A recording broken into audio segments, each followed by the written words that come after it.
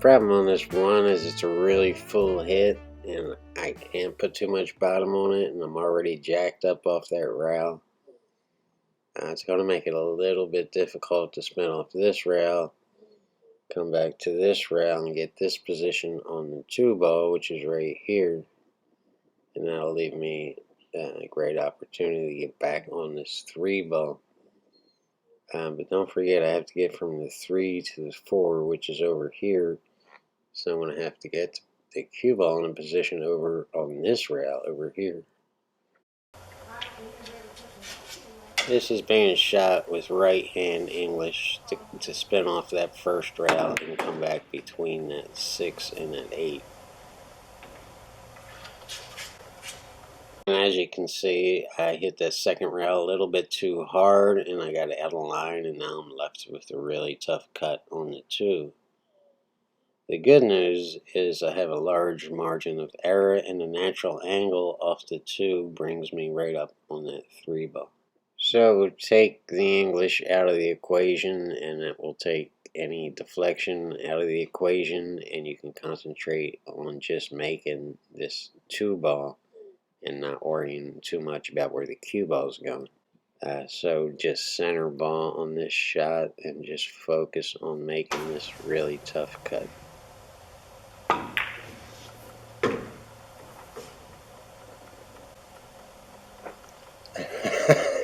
You thought I was going to scratch there, didn't you? No, we don't do that around here. The good thing about where we got is we do have an angle, although we're hitting this 3-ball pretty full, and we're really going to have to spin it over with a lot of right hand English.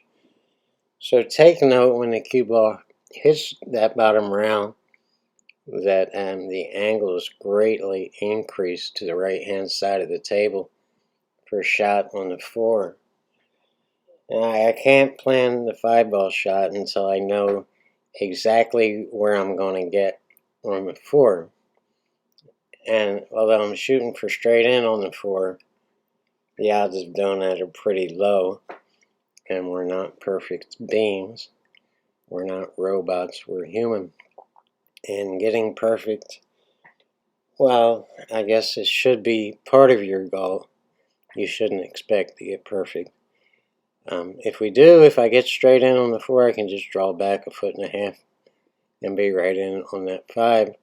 You get straight in on the 5 too, but again, your expectations are a little bit too high, so don't expect it, and I'll decide on the 5-ball shot after I see exactly where I'm going to get on the 4-ball. Focus on your follow through and just driving that cue ball to the rail. If we don't hit the rail, we're in big trouble because we need to spin off that rail. So a whole lot of right hand English, no top, no bottom, just spin it over.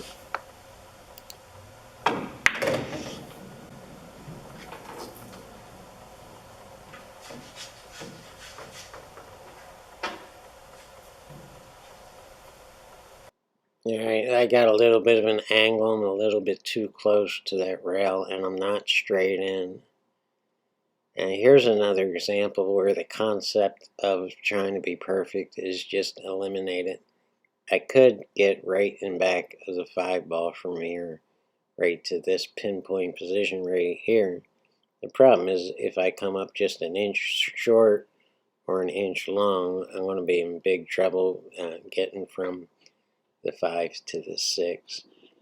So instead of just striving for that perfection and shooting for that pinpoint position, I'm going back down under the 5 to open up my options and to increase the margin of error.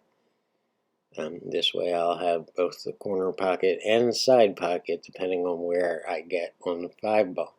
And from the 5, the 6 is right next door, and that 6 will go right up in that side pocket and leave me pretty good to get on the 7-ball. But on the 7-ball is where I make my biggest mistake of this game in an effort to be perfect, and we're going to go through it when we get to it.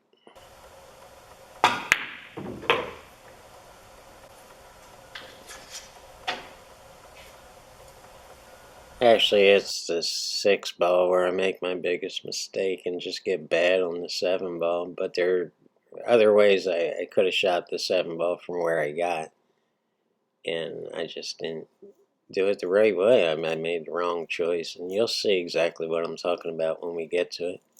For now, we're just shooting this 5 ball in the side and trying to get in that position that's marked on the table here, which will give me a shot in the left-hand side pocket on that 6 ball in an effort to get right on the 7.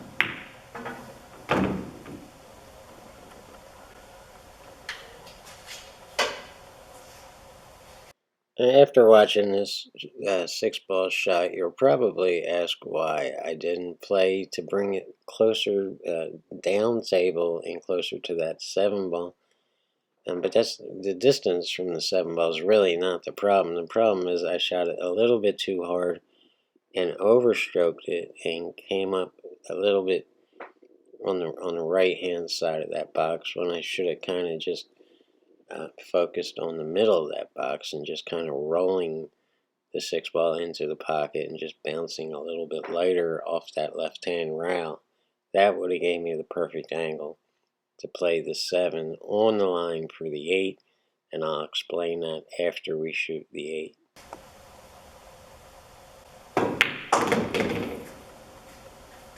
Yeah, I just kind of overstroked it there and hit it a little too hard. I don't know why I was in such a hurry to shoot the 7 ball, but I wish I had taken a little bit more time and thought it through. I decided here to shoot for position in the side, that right hand side pocket on this 8 ball, and that's a really, really bad decision. A much better decision is to play the line on the 8 ball. And the result is I can only get pinpoint position, and if I come up short, which I obviously did right there, I'm going to be in big trouble on the 8. If I go long, I'm going to be in trouble, but not so much trouble as if I come up short. You just have a very small margin of error to get from the 7 to that 8. So I'm going to pause right here, and I'm going to show you a graph and try to explain exactly what I'm talking about. Here's where we got on the 7 ball to get to the 8 and back on the 9. And here's the line through the 8 ball. That's the natural line playing into the 8 ball. And now you could say I could put a little bit of right hand English on this 7 ball shot and bounce off that rail and come in to that line or close to it to get better position than I actually wound up getting for a side pocket shot. But I didn't do that. I did this and came back down table to try to get perfect on the 8 ball. The real object of pool, again, I'm going to say over and over and over again, is to take the whole concept of perfection out of the game. On that side pocket shot, if I go just a little bit too long, I'm screwed. If I come up a little bit too short, I'm screwed. Now let's take the 6 ball over again, and let's say I got right here on the 7, which is what I should have shot for, or something close to this. Now I can play 2 rails while shooting that 7 and play into that 8 ball line. So if I come up short and wind up right here, I still have the exact perfect shot on the 8 ball. It might be a little bit long, but it is what it is. I'm still going to get right on the 9 ball. If I go a little bit long on getting on that 8 ball, I still have the right line. So the margin of error increases to this much. And the game just becomes easier to play into that line than it does the cross lines and come down table and hope for perfection and try to get pinpoint position. In this, playing onto the line, you don't have to be anywhere near perfect. You're still going to be perfect on the 8 ball. And so here we are looking at the 8 ball and looking at the position I'm trying to get on the 9 after shooting the 8 ball in this corner. This is a really, really tough shot, and that's why it took so long to line it up.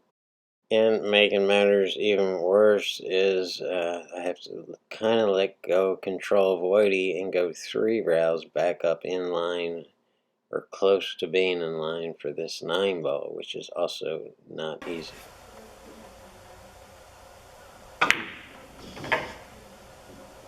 Well, it could be worse. Yeah, this is hard shot. Just make sure your basics are right. Stay down on it. Don't poke it. Don't slam it. Just kind of shoot it into the pocket. There you go. Thank you guys. We're going to play it again from start to finish with some music and just let you chill out and watch it without being cut, without reacting, without all this other stuff.